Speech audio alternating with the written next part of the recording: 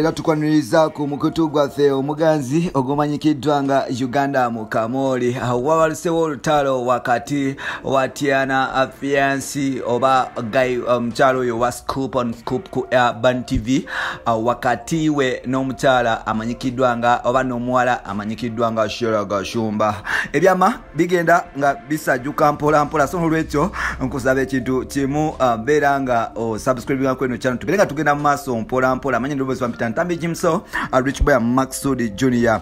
Now, Tiana alumiriza mukyala mukulu gwe bayita Sheila Gashumba kuba nti bukyanga ayegatta oba bukyanga adetinga mwana mulenzi gwe bayita God's Plan.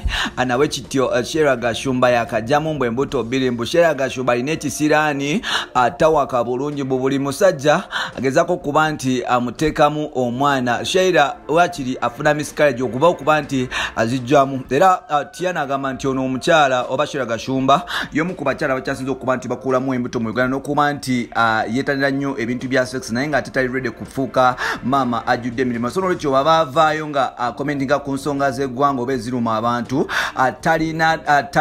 talina right kuba nti avaayo kuwa opinion yo because she's a typical killer, a typical killer, muntu atalina buvunaanyizibwa yadde ali irresponsible. Era Tiana avudde n'agamba nti Sheila ono gwe mulaba y'omu ku bakyala abakyasinze okuba nti batunda akaboozi mu nsi yonna mbu yeebaka n'abasajja lwa ssente. Era avuddeyo kumulumiriza okuba nti yeebaka ku God's Plan lwa ssente. Yagenda ewa Fikfa Mike okuba nti atandika okumodetinga n'okuba nti yeefuula girlfriend we nga Fikfa Mike amaze okuba hits nga zibyennyenya sikondo n'esigaddewo. So n'olwekyo Tiana agamba nti Sheila Gashumba yagenda ewa Fiki kuba nti amubba akasente olw'okuba yali amaze okuba nti afunye fame nga alina ne shows z'akwata kwogata n'okuba nti yatandika mpola mpola okuba nti afunye endorsements eza Africell. Era Tiana agamba nti Sheila Gashumba yabba esente. Sheila Gashumba mbu yabba esente eza mwana mulenzi gwe bayita Waluka Shafiki oba Fikfa Mike eza Africell. So olutalo nga lukyagenda mu maaso mpola mpola.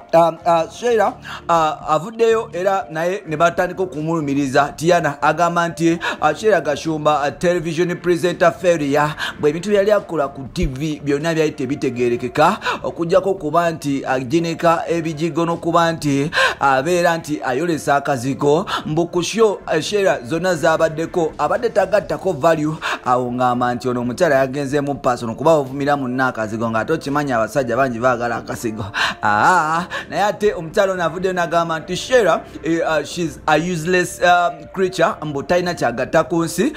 Sheila ne ku TV gye yali akulira yali talinayo impact gyagatta ku shows bw'otunuulira NTV BT mwana mulenzi gwe bayita Douglas Lwangambu yali asinga okuba nti adominating era yali owninga content yo kugata ne ba DJs abenjawulo nga ye she's just added something nga ye talina value, talina added value gyagatta ku shows. N'olwekyo kuba n'agamba nti bamuwa 50k omukyalo ono abakoze kyabujozi. Era Tiana avuddeyo n'agamba nti Sheila sigala ng'otunda kaboziko mu basajja because gwe mulimo gwe wamanyira gwe tolina kirooto, oli dreamless, oli awo otunda kaboozi na kulega bugulu kubutambuza kubuzunza ne wali. Avuddeyo n'agamba mbu Sheila mbu teyasika, simanyi oba bituufu oba si bituufu oba okusika kugiramu wa n'okuba nti omuntu agamba nti abantu basasula kasente katono. Simanyi oba Tiana asasula sente meka ku Urban TV. Ekyo nakyo tujja saba Tiana aveya tulage back statement eziraga salere ye before kuvaayo kuba nti alomba mwana muwala gwe bayita Sheila Gashumba kuba Sheila Gashumba yavaayo nga alwanirira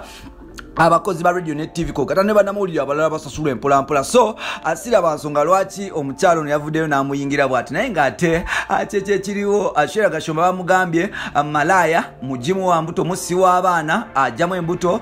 Ekirala mbu bukyanga vuna God's Plan yagaana enkwaso zaagaana okwasa omwana buli gwe bateekamu yavaamu. Simanyi ki kyogerako kino oli wadde mukuba nti okomentinga n'opinion yo wansi. Opinion yo esigala opinion yo and you entitled to give your opinion no matter matter no matter what tewali muntu akukanga kuba nti owa opinion yo mu comment section yawo yogera kyoyagala kyonna vomanga bosobola bonna mulanga bosobola bonna oliwaddemu okuba nti owa opinion yo as long as it is your opinion bino n'ebirala byoba olinda mu episodes zaffe zida konsikade entambi kimso rich by Maxwell Junior. Subscribe on this channel sigale nga tutambula fena ate kusaba obisigale nga tufollowinga ku Twitter Jimso 16 TikTok Jimso 16 then ku Facebook ngosa ntambi Jimso bana mama tuliwaddemu kuba ntukwatagana tunyumyanyumyamu emboozi ezikwata ku ggwanga ne sigaddewo endala nga ez'omuntu sekinomu. Bye bye.